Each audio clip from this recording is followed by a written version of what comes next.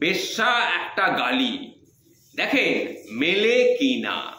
অবৈধভাবে জ্ঞাত আয় বহির্ভূত সম্পদ অর্জন করে যারা আজ সামাজিক প্রতিষ্ঠিত, এরাই হলো সমাজের সবচেয়ে নিকৃষ্ট শ্রেণীর বেশ্যা। কিন্তু বেশ্যার চরিত্রটা কি খুব খারাপ? অর্থের বিনিময়ে যে নারী দেহ বেচে সে বেশ্যা।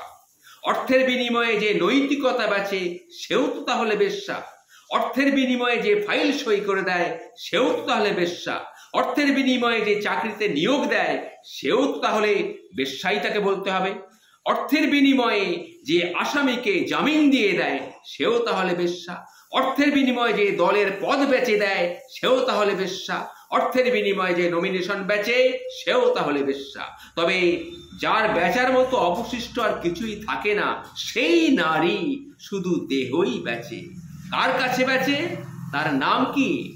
একটু আগে যাদের নাম বললাম তাদের কাছেই কিন্তু সে তার দেহটাকে বেচে। সুতরাং তারা বেশ্যা। বেশ্যা বেশ্যার কাছেই দেহটা বেচছে, তাই তো?